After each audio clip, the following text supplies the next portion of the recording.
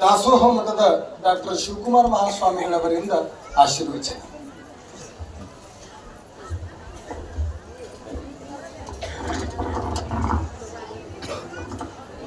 ಸಿದ್ಧಾರೂಢ ಮಾದಿದೇವಂ ಗುರುನಾಥಾರೂಢ ಮಧ್ಯಮ ರುದ್ರಮುನೀಶ್ವರಂಚ ಶಂಕರೇಂದ್ರಂ ವಂದೇ ಗುರು ಪರಂಪರಾ. ಪ್ರಾತಸ್ಮರಣೀಯ ಆರಾಧ್ಯ ಗುರುದೇವರನ್ನು, ಜಗತ್ತಿನ ಎಲ್ಲ ಸಂತ ಮಹಾತ್ಮ ಜ್ಞಾನಿ ಶಿವಯೋಗಿಗಳ ಸುಕ್ಷೇತ್ರ ಅಣ್ಣಿಗೇರಿಯ ದಾಸೋಹ ಮಹಾಮಠದ ಉಭಯ ಗುರುಗಳ ಅಡಿದಾವರೆಗಳಿಗೆ ಎನ್ನ ಮನೋಭಕ್ತಾಯಿಂಗಳಿಂದ ನಮಿಸಿ ಒಂದು ಸ್ವಲ್ಪ ಬೇಸರ.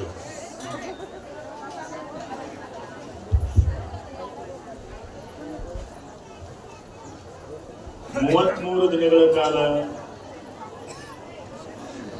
ಮೌನಾನುಷ್ಠಾನ,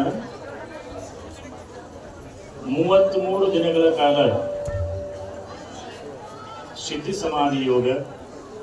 ಎಲ್ಲಿ ಹೊಂಟಿರ್ಬೇಕು ಕುದುರೆ ನನಗೆ ಮಾಯಿ ಕೊಡುವುದ ಕಾಯಕತ್ತಿದ್ರು ಕುದುರೆ ಹೊಂಟು ನೋಡುದ ಅಲ್ಲಿ ಬರ್ತಾರೆ. ಸುಮ್ಮನೆ ಊಟ ಮಾಡಿ ಬರ್ತೀರಿ. 4 ತಾಟು ಇಲ್ಲೇ ತರಿಸ್ತೀನಿ ಕುಂದ್ರೆ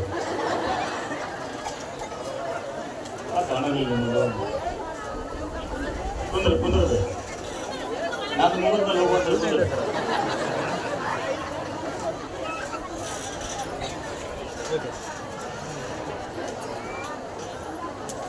ಆ ಎರಡೂ ಕಾರ್ಯಕ್ರಮಗಳ ಜೊತೆಗೆ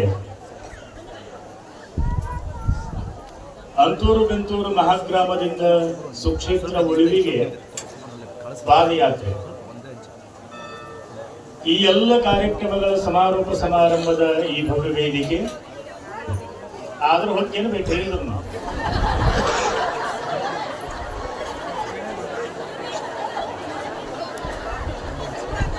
ಸುಮ್ಮನೆ ಕೇಳಿದ್ರೆ ಬೈತಾರೆ ಮಾತು. ನಮ್ಮ ನೀವೆಲ್ಲ ಬಂದ್ ಮಾಡ್ರಿ, ನಮ್ಮದು 3 ವರ್ಷ ಮಾಡ್ರಿ, ಎಲ್ಲರೂ ಬಂದ್ ಮಾಡ್ರಿ. ಬಂದ್ ಮಾಡಿ ನಮ್ದು ಬಂದ್ ಮಾಡಿ ಹೇಳಕ್ ಹೋಗ್ಬೇಡ್ರಿ ಸರ, ಹ್ಯಾಂಗ್ ಹೇಳ್ತೀರಿ ನೀವು ಅಂದ್ರೆ ಬಂದ್ ಮಾಡ್ಬೇಡ್ರಿ, ಆಮೇಲೆ ಹಚ್ಚುವಂತ. ಸಮಾರೋಪ ಸಮಾರಂಭದ ಈ ಭವ್ಯ ವೇದಿಕೆಯ ಪರಮ ಪಾವನ ಸಾನ್ನಿಧ್ಯ ಸ್ಥಾನದಲ್ಲಿ ಸುಖಾಸೀನರಾದ ಈ ಎಲ್ಲ ಕಾರ್ಯಕ್ರಮಗಳ ಕಾರಣೀಭೂತರು, ಆತ್ಮೀಯರು, ಪರಮ ಪೂಜ್ಯರು ಆದ ಡಾಕ್ಟರ್ ರಾಚೋಟೇಶ್ವರ ಶಿವಾಚಾರ್ಯ ಮಹಾಸ್ವಾಮಿಗಳ ಆದಿಯಾಗಿ ಸಮಸ್ತ ಪೂಜ್ಯಪಾದರಲ್ಲಿ ಪ್ರಣಾಮಗಳನ್ನು ಸಮರ್ಪಣೆ ಮಾಡಿ ಅವರಿವರೆಲ್ಲದೆ ನಿಮ್ಮೆಲ್ಲರನ್ನು ಉದ್ದೇಶಿಸಿ ಸುಮಾರು 33 ದಿನಗಳ ಕಾಲ ಜಗಜ್ಯೋತಿ ಬಸವೇಶ್ವರರ ಮಹಾಪುರಾಣವನ್ನ ಉಣಬಡಿಸಿದ ಆತ್ಮೀಯರು, ಹಿರಿಯರಾದ ಪೂಜ್ಯ ಶ್ರೀ ಮಡಿವಾಳೇಶ್ವರ ಶಾಸ್ತ್ರಿಗಳ ಆದಿಯಾಗಿ ಸೇರಿದಂತಹ ಯಾವತ್ತು ಸದ್ಭಕ್ತರೇ, ಹಿರಿಯರೇ, ಧಾನಿಗಳೇ, ತಾಯಿಂದಿರೇ, ಮುದ್ದು ಮಕ್ಕಳೇ, ಪತ್ರಿಕಾ ಬಳಗವೇ ತಮ್ಮೆಲ್ಲರಿಗೂ ಅನಂತ ಶರಣು ಶರಣಾರ್ಥಿ. 10 ನಿಮಿಷ ಹೇಳ್ಯಾರ ಶಾಸ್ತ್ರಿಗಳು, ಅದರಾಗಿ ಈಗ 3 ನಿಮಿಷ ಹೋಗ್ತೇವ.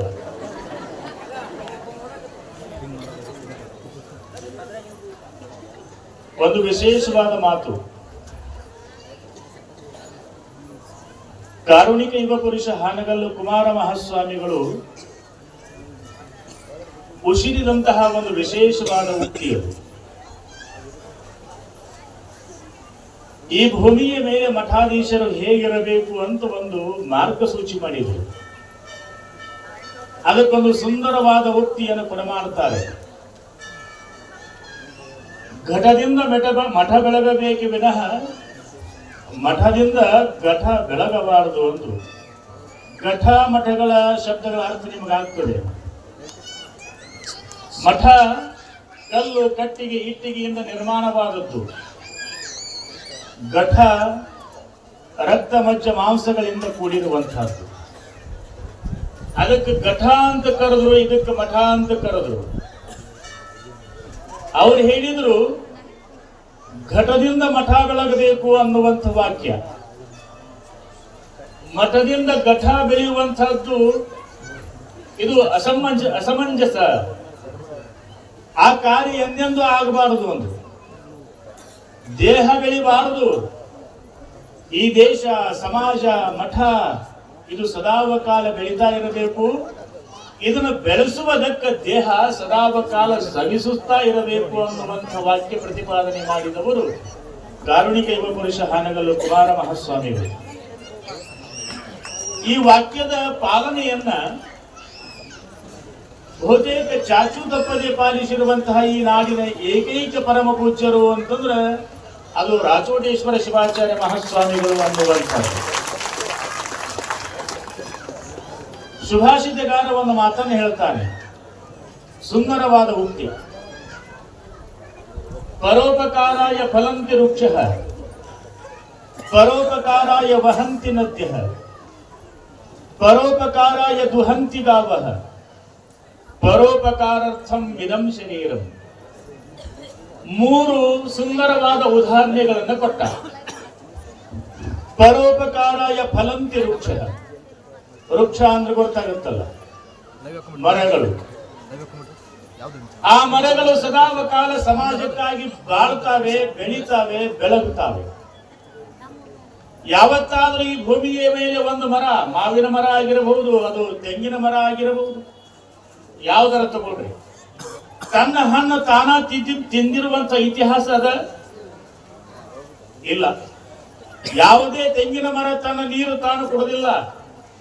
ನೀವು ಹಾಕಿದಂತಹ ಉಪ್ಪಿನ ನೀರು, ಮುಸುರಿ ನೀರು, ಅದನ್ನೆಲ್ಲವನ್ನು ಸ್ವೀಕರಿಸಿ ನಿಮಗೆ ಕೊಟ್ಟಿದ್ದು ಎಳೆನೀರು. ಅದಕ್ಕೆ ಉದಾಹರಣೆ ಕೊಡ್ತಾರೆ, ಮರ ಸದಾವಕಾಲ ಬದುಕಿದ್ದು ಅದು ಸಮಾಜಕ್ಕಾಗಿ ನೆರಳು ನೀಡುತ್ತದೆ, ಸುವಾಸನೆ ನೀಡುತ್ತದೆ, ಹಣ್ಣು ಹಂಪಲೆಗಳನ್ನು ಕೊಡುತ್ತದೆ. ಕೊನೆ ಸಂದರ್ಭ ಅದು ಬಾಡಿ ಹೋತು ಅಂತಂದ್ರೆ ಅಥವಾ ಒಣಗಿ ಹೋತು ಅಂತಂದ್ರೆ ಅದನ್ನ ಕತ್ತರಿಸಿ ನಿಮ್ಮ ಮನೆ ಬಾಗಿಲು, ಕಿಟ್ಟಿಗೆ ಇತ್ಯಾದಿಗಳನ್ನ ನಿರ್ಮಾಣ ಮಾಡಿಕೊಳ್ತೀವಿ. ಇದು ಒಂದು ಮರದ ಕಾರ್ಯ. ಮುಂದೆ ಹೇಳ್ತಾರೆ, ವಿಸ್ತಾರ ಮಾಡೋದು ಬೇಡ, ಸಮಯದ ಅಭಾವ. ಪರೋಪಕಾರಾಯ ವಹಂತಿ ನದ್ಯ, ನದಿಗಳು, ನದಿ, ಹಳ್ಳ, ಕೊಳ್ಳ, ಕೆರೆ, ಬಾವಿಗಳು ಯಾವತ್ತಾದ್ರೂ ಅವುಗಳಿಗೆ ಬದುಕಿಲ್ಲ. ಅವುಗಳ ನೀರು ಸಮಾಜಕ್ಕಾಗಿ, ಸಮಾಜದ ಕಲುಷಿತವನ್ನು ಕಳೆಯುವುದಕ್ಕಾಗಿ, ಸಮಾಜದ ದಾಹವನ್ನು ನೀಗಿಸುವುದಕ್ಕಾಗಿ, ಒಟ್ಟಾರೆ ತಮ್ಮಗಳ ಬದುಕು ಸಮಾಜಕ್ಕೆ ಅರ್ಪಿತ ಅನ್ನುವ ಸ್ವರೂಪ. ಇನ್ನೊಂದು ವಾಕ್ಯದ, ಪರೋಪಕಾರಾಯ ವಹಂತಿ ನದ್ಯ, ಪರೋಪಕಾರಾಯ ದುಹಂತಿ ಗಾವಃ. ಹಸು, ಆಕಳು ಅದು ಮುಸುರಿ ನೀರು ಕುಡಿತದೆ, ಕಸವನ್ನ ತಿಂತದೆ. ಆದ್ರ ನಿಮ್ಮೆಲ್ಲರಿಗೆ ಕೊಡ ಮಾಡಿದ್ದೇನು? ಅಮೃತಮಯವಾದ ಹಾಲು. ಬರೀ ಹಾಲಲ್ಲ, ಬಂದ್ ಮಾಡು, ಅಮೃತಮಯವಾದ ಹಾಲು. ಈ ಭೂಮಿಯ ಮೇಲಿನ ಅಮೃತ ಅಂತಂದ್ರ ಹಾಲು. ನಿಮಗೆ ಗೊತ್ತಿರಲಿ, ತಾಯಿ ಮಗುವಿಗೆ 3 ತಿಂಗಳು, 6 ತಿಂಗಳು, ಬಹಳ ಆದ್ರೂ 9 ತಿಂಗಳು, ವರ್ಷ ಹಾಲು ಕೊಡಬಹುದು. ಹಸು ತಾನಿರುವ ತನಕ ಮಗುವಿಗೆ, ಮನುಷ್ಯನಿಗೆ ಹಾಲು ಕೊಡ್ತದೆ ಅಂತಂದ್ರೆ ತಾಯಿಗಿಂತಲೂ ಅಧಿಕ ಅನ್ನುವಂಥದ್ದು ಅರ್ಥೈಸ್ಕೋಬೇಕು. ತಾಯಿಗಿಂತಲೂ ಅಧಿಕ. ಆ ಹಸು ತನ್ನ ಹಾಲು ತನ್ನ ಕರುವಿಗೆ ಕೊಡದೇ ಇದ್ರೂ ಪರವಾಗಿಲ್ಲ, ನಿಮಗೆ ಕೊಡ ಮಾಡುತ್ತದೆ. ಅರ್ಥಾತ್ ಉದಾಹರಣೆ, 3 ಬದುಕ್ಯಾವ ಅಂದ್ರೆ ಸಮಾಜಕ್ಕಾಗಿ, ಸಮಾಜದ ಏಳಿಗೆಗಾಗಿ, ಸಮಾಜದ ಸುಧಾರಣೆಗಾಗಿ. ಆ 3 ಆಧರಿಸಿ ಕೊನೆಗೊಂದು ಮಾತದ, ಸುಭಾಷಿತಕಾರ ಹೇಳಿದ, ಇವು 3 ಹಿಂಗ ಬದುಕ್ತಾವ ಅಂತಂದ್ರೆ ನಾವು ಹೇಗೆ ಬದುಕಬೇಕು ಅನ್ನುವುದಕ್ಕೆ ಹೇಳ್ತಾನೆ, ಪರೋಪಕಾರಾರ್ಥಂ ವಿಧಂ ಶರೀರಂ. ಈ ಶರೀರ ಇರುವಂತಹದ್ದು ಪರೋಪಕಾರಕ್ಕಾಗಿನೇ. ಈ ಶರೀರ ಬಂದಿದ್ದು ಪರೋಪಕಾರಕ್ಕಾಗಿ. ಅದಕ್ಕೆ ಶಾಸ್ತ್ರದೊಳಗೊಂದು ಶಬ್ದ ಉಲ್ಲೇಖ ಆಗ್ತದ, ಪುಣ್ಯಮಯ ಶರೀರ ಅಂತ ಕರೆದು. ಯಾವ ಶರೀರ? ಪುಣ್ಯಮಯ ಶರೀರ. ನಿಮ್ಮ ಎಲ್ಲ ಯಾವ ಶರೀರ? ಪುಣ್ಯದ ಅಪೋಸಿಟ್ ಏನು? ಅದು ನಾನೇ ಕೇಳಿ, ನೀವು ಹೇಳ್ಕೊಡು. ಪುಣ್ಯಮಯ ಶರೀರ ಅದು ಹಾಗೆ ಬರುವುದಕ್ಕೆ ಸಾಧ್ಯವಿಲ್ಲ. ಅದು ಸ್ವಂತಕ್ಕಾಗಿ ಬದುಕಿಲ್ಲ. ಆ ಶರೀರ ಸದಾವಕಾಲ ಸಮಾಜಕ್ಕಾಗಿ, ಸಮಾಜದ ಏಳಿಗೆಗಾಗಿ. ಹಾನಗಲ್ಲು ಕುಮಾರಸ್ವಾಮಿಗಳಿಗೆ ಕೇಳ್ತಾರಂತ ಅಂತ್ಯಕಾಲದೊಳಗ, ಯಪ್ಪ ನಿಮ್ಮ ಆರೋಗ್ಯ ಹೆಂಗದ ಅಂದ್ರು. ಹಾನಗಲ್ಲು ಕುಮಾರಸ್ವಾಮಿಗಳಿಗೆ ಅಂತ್ಯಕಾಲದೊಳಗ ಹೋಗಿ ಮಹಾತ್ಮರೆಲ್ಲ ಕೇಳ್ತಾರಂತೆಪ್ಪ ನಿಮ್ಮ ಆರೋಗ್ಯ ಹೆಂಗದ ಅಂದ್ರೆ ಕಣ್ಣೀರ್ ಹಾಕ್ತಾರಂತೆ ಹಾನಗಲ್ ಕುಮಾರಸ್ವಾಮಿಗಳು. ಯಾಕ ಅಂತ ಪ್ರಶ್ನೆ ಮಾಡಿದಾಗ ನೋವಾತು. ಆರೋಗ್ಯ ಹೆಂಗೈತಿ ಅಂತ ಕೇಳುವ ಬದಲು ಸಮಾಜ ಹೆಂಗೈತಿ ಅಂತ ಕೇಳಿದ್ರು ಉತ್ತರ ಕೊಡ್ತಿದ್ದೆ. ಆರೋಗ್ಯದ ಪ್ರಶ್ನೆ ಮಾಡಿರಲ್ಲ, ನನಗೆ ಯಾಕೋ ಬಹಳ ದುಃಖ ಆತು ಅಂದ್ರು. ಅಂತ್ಯ ಕಾಲದೊಳಗೂ ಸಮಾಜ ಸಮಾಜ ಸಮಾಜ ಅನ್ನುವಂತಹ ವಾಕ್ಯದೊಂದಿಗೆ ಸಮಾಜದ ಉದ್ಧಾರವನ್ನು ಬಯಸಿದಂತಹ ಈ ನಾಡಿನ ಏಕೈಕ ಸ್ವಾಮಿ ಅಂತಂದ್ರೆ ಅದು ಹಾನಗಲ್ ಕುಮಾರಸ್ವಾಮಿಗಳು ಮಾತ್ರ. ಅಂತಹ ಹಾನಗಲ್ ಕುಮಾರಸ್ವಾಮಿಗಳ ಗರಡಿಯೊಳಗೆ ಬೆಳೆದವರು ಪರಮ ಪೂಜ್ಯ ರಾಚೋಡೇಶ್ವರ ಶಿವಾಚಾರ್ಯ ಮಹಾಸ್ವಾಮಿಗಳು. ಇಲ್ಲೆಲ್ಲರೂ ಅವರ ಗರಿಮಠದವರು, ನೀಲಗುಂದ ಪೂಜ್ಯಪಾದರು, ನಾನು, ಎಲ್ಲರೂ. ಮತ್ತ ಅವ್ರು ಇವ್ರು ಅನ್ನೋದು ಯಾಕೆ? ನೀವು ಅಲ್ಲವಾ? ನೀವು ಮಂದಿರ ಬೆಳೆದವ್ರಲ್ಲ, ಮನ್ಯಾಗ ಬೆಳೆದವ್ರು. ನೀವು ಈಗ ಮಂದ್ಯಾಗ ಬಂದಿರಟ್ಟ, ಮತ್ತೆ ಯಾವಾಗ ಸಂಧ್ಯಾಗ ಹೋಗಿ ಬರ್ತೀವಿ. ಈ ಭೂಮಿ ಮೇಲೆ ಎರಡು ಕಾಟ ಭಾಳ ಇರ್ತಾವ. ಒಂದು ಸ್ವಾಮಿ, ಒಂದು ಮಂದಿ ಕಾಟ, ಇನ್ನೊಂದು ಹಂದಿ ಕಾಟ. ನಾನು 3 ಎಕರೆ ತಗೊಂತಾರಂತ ತಗೊಂಡ್ಯ, ಬರೀ ಹಂದಿ ಕಾಟ ನಾ ಎಲ್ಲರೂ ತಗೊಂಡ್ರಂತ 3 ಎಕರೆ ತಗೊಂಡಿ. ನೀಲ್ಗುಂದ ಸರ್ ಅಂದ್ರೆ ಏನ್ ಮಾಡಾಕತ್ತೀರಿ, ಏನ್ ಹಂದಿ ಹೊಡ್ಯಾಕತ್ತೀವಿ. ಸ್ವಾಮಿಯ ಬದುಕು ಸದಾವಕಾಲ ಸಮಾಜಕ್ಕೆ ಅರ್ಪಿತ. ಒಂದು 3-4 ಉದಾಹರಣೆ. ಕರ್ಪೂರದಂತೆ, ಊದಿನ ಕಡ್ಡಿಯಂತೆ, ಗಂಧದ ಕೊರಡಿನಂತೆ. ಸುಮಾರು ಉದಾಹರಣೆ. ಗಂಧದ ಕೊರಡು ಸದಾವಕಾಲ ಸವಿತಾ ಸವಿತಾ ಹೋಗ್ತದ, ಆದ್ರ ಈ ಸಮಾಜಕ್ಕೆ ಸುಗಂಧವನ್ನೇ ಕೊಡ್ತದೆ. ಊದಿನ ಕಡ್ಡಿ ತನ್ನ ದೇಹವನ್ನು ಸುಟ್ಟುಕೊಂಡು ಸಮಾಜಕ್ಕೂ ಸುವಾಸನೆ. ಕರ್ಪೂರ ತನ್ನ ದೇಹವನ್ನು ಸುಟ್ಟುಕೊಂಡು ಸದಾವಕಾಲ ಸಮಾಜಕ್ಕೆ ಬೆಳಕು. ದೇವಿಗೆ ದೀಪ. ಇವೆಲ್ಲವೂ ಸಮಾಜಕ್ಕೆ ತಮ್ಮನ್ನ ತಾವು ಕರಗಿಸಿಕೊಂಡು ಸುಟ್ಟುಕೊಂಡು ಸಮಾಜಕ್ಕೆ ಹಿತ ನೀಡಿರುವಂತಹ ವ್ಯವಸ್ಥೆ. ಅವುಗಳನ್ನ ಉದಾಹರಣೆ ಕೊಡ್ತಾ ಕೊಡ್ತಾ ಹೇಳ್ತಾರೆ, ಈ ಭೂಮಿಯ ಮೇಲೆ ಒಬ್ಬ ಕ್ಯಾವಿದಾರಿ, ಒಬ್ಬ ಸ್ವಾಮಿ, ಸಂತ, ಸಾಧು ಅದಾನ ಅಂತಂದ್ರೆ ಅದು ಅವನಿಗಾಗಲ್ಲ, ಅದು ಸಮಾಜಕ್ಕಾಗಿ ಅನ್ನುವಂಥದ್ದು ಇವತ್ತು ಸತ್ಯ ದರ್ಶನ. ಸಮಾಜಕ್ಕಾಗಿ, ಸಮಾಜದ ಏಳಿಗೆಗಾಗಿ ಈ ಬದುಕ ಹಿಂಗ.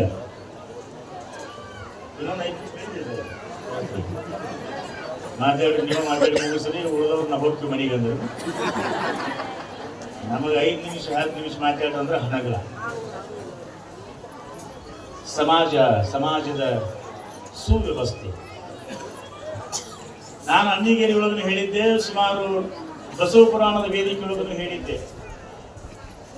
ಇನ್ನೊಂದು 5 ನಿಮಿಷ ಲಕ್ಷ ಕೊಟ್ಟು ಕೇಳಿದ್ರು. ಈ ಸಿದ್ಧಿ ಸಮಾಧಿ ಯೋಗ ಅಂತ ಏನದಲ್ಲ, ನಿಮ್ಮ ಆಸು ಕುಂತಿದ್ನಲ್ಲ 33 ದಿನ ಒಳಗೆ. ನಿಮ್ಮ ಆಸು ಒಂದು ವಿಶೇಷ ವ್ಯಕ್ತಿ, ನಿಮ್ಗೆ ಬರ್ತೀರಿ. ಅವ್ರದ್ದು ಹೆಂಗ ಅಂತಂದ್ರೆ ತಂದು ಬಿಡಂಗಿಲ್ಲ, ಮಂದಿದ ಕೇಳಂಗಿಲ್ಲ.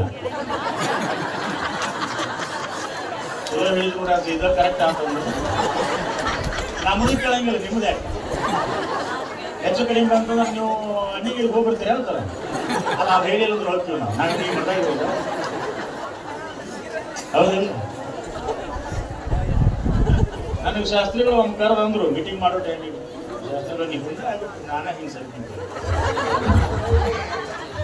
ನನಗೆ ಶಾಸ್ತ್ರಿಗಳು ಬಂದ್ರು, ಬರ್ರಿ ಬುದ್ಧಿ ಹಿಂಗ ಎದಕ್ಕೆ ಏನನ್ನ ವಿಷಯ ಹೇಳಿದ್ರು. ಬ್ಯಾಡ್ರಿ, ಅವರು ಹಂಗಲ್ಲ, ನಾನು ವ್ಯಕ್ತಿನ ವಿಶೇಷ ಇರ್ತದ.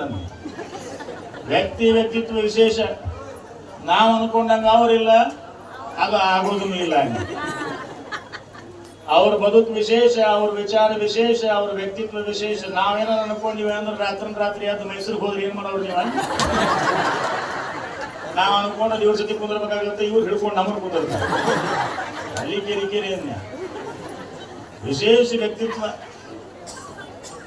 ಅವ್ರದ್ದು ಹೆಂಗ್ ಬರ್ತೈತೆ, ನಿಮ್ಮದು ಇರ್ತೈತೆ ನೋಡಿ. ನಿಮ್ಮದು ಬೇರೆ, ಮತ್ತೆ ಅವ್ರದ್ದು ಬೇರೆ, ಮತ್ತೆ ಇದಕ್ಕೆ ಅದಕ್ಕೆ ಹೋಲಿಕೆ ಕೊಡಂಗಿಲ್ಲ. ನಿಮ್ಮದು ಬೇರೆ. ರೊಟ್ಟಿ ಮಾಡಂದ್ರೆ ಗಿಟ್ಟಿ ಮಾಡೋದು, ಚಪಾತಿ ಮಾಡಂದ್ರೆ ಗಿಪಾತಿ ಮಾಡೋದು. ನಾವೇನಾರ ಅವರಿಗೆ ನೀವು ಇಲ್ಲಿರ್ರಿ ಅಂತಂದ್ರೆ ನಾನು ಹಿಮಾಚಲ ಪ್ರದೇಶದಾಗ ಇರ್ತೀನಿ ಅಂತ, ನೀವು ಅಲ್ಲೇ ಇರಂದ್ರೆ ನಾನು ಇಲ್ಲೇ ಇರ್ತೀನಿ. ಅವ್ರ ವ್ಯವಸ್ಥೆ ಅದು, ಅವರನ್ನ ಅರ್ಥೈಸ್ಕೊಳ್ಳೋದು ಬಹಳ ಕಷ್ಟ.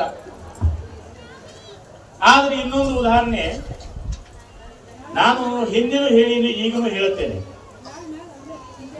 ಈ ಸಿದ್ಧಿ ಸಮಾಧಿ ಯೋಗ, ಉಪವಾಸ, ನೀರಿಲ್ಲ, ಆಹಾರ ಇಲ್ಲ, ಇತ್ಯಾದಿ ಇಲ್ಲ, ಕುಂದ್ರದೈತಿಲ್ಲ. ಈಗೂ ಒಂದಿಷ್ಟು ಜನ ಅದಾರ. ಯಾವ ಭಾಗದೊಳಗ ನೆನಪೈತ ಹೇಳಿತ್ತು ಇಲ್ಲ. ನಮ್ಮದಿದು ಯಾವ ಭಾರತ ಅಂತ ಕರಿತೀವಿ? ಇದಕ್ಕೆ ದಕ್ಷಿಣ ಭಾರತ.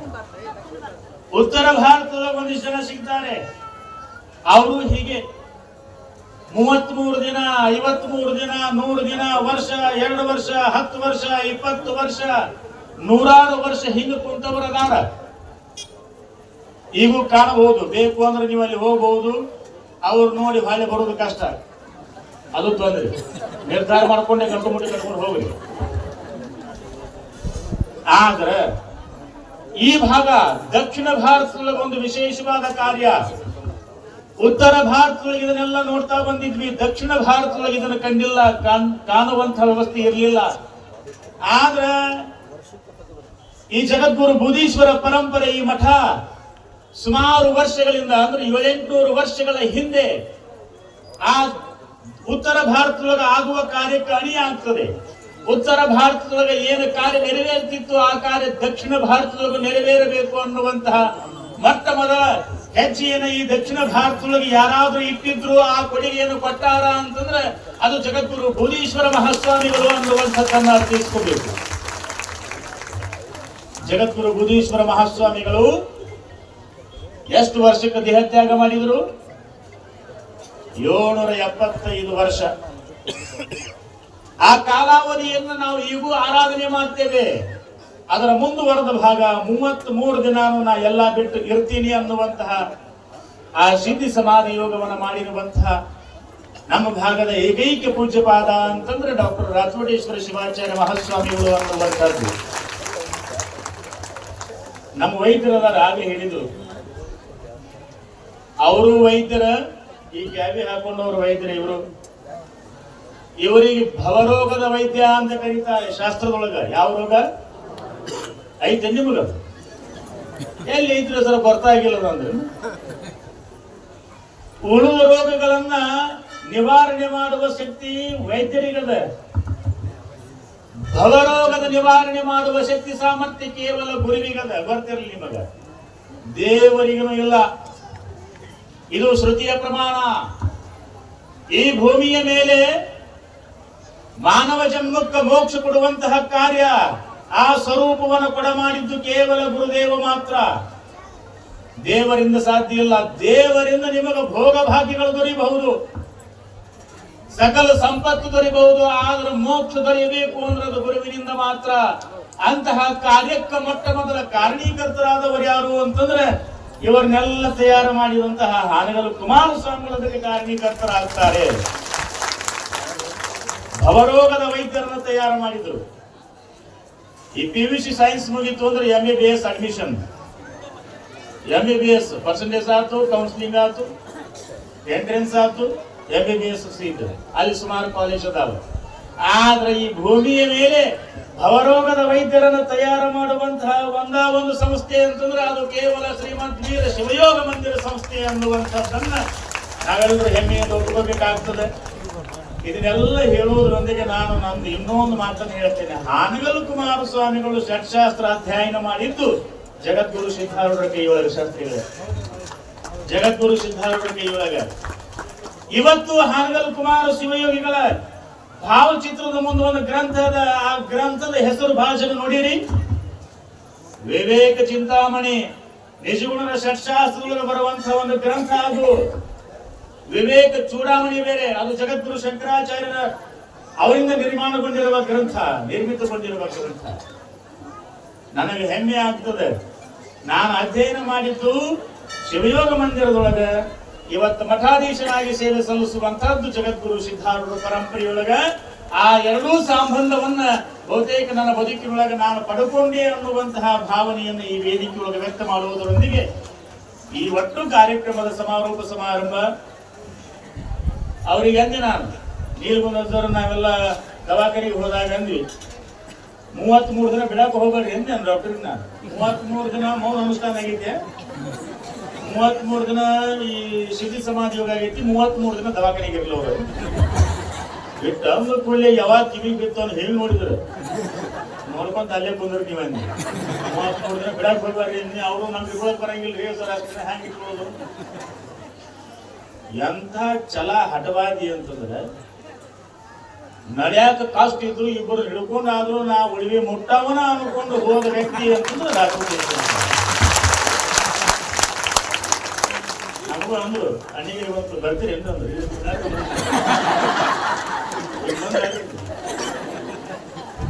ಅಂತೀರ್ ನೋಡಿ ನೀವು ಹಿಂದೆ ಓದೋ ಅನ್ನಂಗೆ ನಾವು ನೀವು ಅವ್ರು ಉಳಿವಿ ಮುಟ್ಟಿದ್ರು ನಾವು ಹಳ್ಳಿ ಅಂತ ಬಂದ್ಬಿಡ್ತೀವಿ.